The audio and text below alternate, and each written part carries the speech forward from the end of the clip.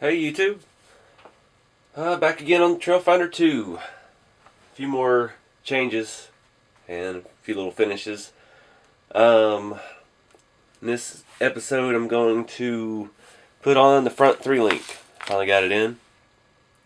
And thanks to one of the YouTube viewers, Thomas and Jackie, they sent me a bumper with lenses so I can put the lenses in here.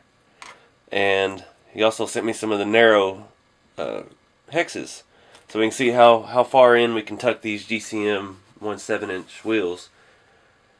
And hopefully we can get outside before dark, get all this done. Alright, so I've kind of showed you this on the D110 bumper video. The basic setup here, you just have the lens, the bucket, and your screws. And I already put one in. I was having a little problem threading them. The screws all seem a little long, so I've just been taking this size and cutting them down. Not anything precise, just eyeballing it, cutting them with the wire cutters. The metal in here is not the greatest finish. It's got a lot of the finish in it, so they're kind of hard to get started. But I got that one in there without stripping it out, so I'm gonna go ahead and throw the other one in, and then we'll move on. Alright, got the lights in. It's the little subtle things, but makes a difference to me.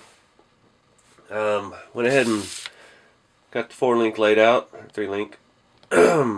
It's basically the same as all of them, except the panhard mount for the Trailfinder 2 is different than the Jalan chassis. Now, I made that mistake a while ago. I picked up a used 3-link, thinking, oh man, I'll just throw that on my Trailfinder. And your two main pieces for your panhard are very, very different. Your truss is the same, but the way the panhard connects to the frame and the axle both are different mounts. And I assume the rods are different links, but I haven't verified that. But yeah, got the tires off. I'm going to go ahead and strip the leaf springs off and start mounting up the links. I'm not going to go into too great a detail. This is pretty straightforward stuff here. Just put the mounts on the frame, put the mounts on the axle, build the rods, and put it all together. So go ahead and work through that and show you what we get. So here's the mess so far. I swear RC4wd Drive could be as big time as GM or Ford. The front leaf springs, the hangers mount from the inside. So the only way to get those out is to remove the entire transmission. So it was a good thing though, because I needed to take the transmission out. I had to replace one of the mounts. Here the hole's all boogered up. It wouldn't hold thread anymore. Just from being taken in and out of different chassis for so long. I've had that R3 single speed for a while. I think that's an R3. But yep, now I'm finally going to get started. Alright, so I got it all in. I still have to rebuild my stock axial shocks since that one came apart. I just got to put the coil springs back on, refill them with fluid. But here it is. It's kind of I think it was a little tricky just because the truck's already been built. Everything's already dirty and put together. But yeah, it seems like it's going to function just like the Jalan 2. It looks pretty simple. I don't have a whole lot of steering play. So we'll see. I'm going to go ahead and redo the shocks, put those on. Alright guys, finally got the shocks rebuilt. On the rear I have the dual spring setup from Axial. On the back, on the front here, I'm sorry, I just decided to run the single spring. And we'll get more into how it performs here once we get it all rolling. But I did want to show you this while I put the tires on. There's the original hex up next to one of these narrow ones. Not sure what these are off of or who they're from.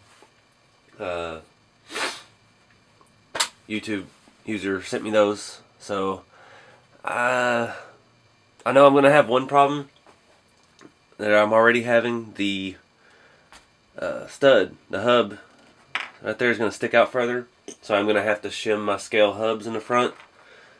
I was already having to do that a little bit because those aren't deep enough with the GCM wheels. So I'm gonna see. Hopefully they don't stick out too far and look too funny, but and they're not half the size, but they're 3/4 wide. It's probably about as narrow as you could realistically make them. But we'll go ahead and try to put them on. Alright, one problem after another. I've got the narrow wheel hexes on, and it was causing some rubbing on my tie rod end. So I had to flip the screw around for my steering link. It's gonna rub just a little bit. If I was running a 1.9, I wouldn't have that problem. And I had to take a spacer out of my shock towers up top because that flex, the tire was hitting the spring. So it's all narrowed up, ready to go. I'm going to put the bumper back on and mount the body up. We'll see what it looks like then. Alright, there it is. I'm loving it. I think the narrow wheels with the narrow hexes really makes a difference. It's worth all the trouble of trying to re-shim and space the suspension out so it didn't rub. That really takes it up a notch, I think, as far as scale. I don't know if it'll help or hurt performance, but it looks awesome. And now we've got our fully linked setup.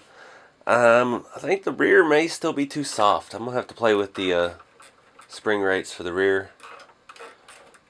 But I think this bad boy's going to run like a totally different animal now.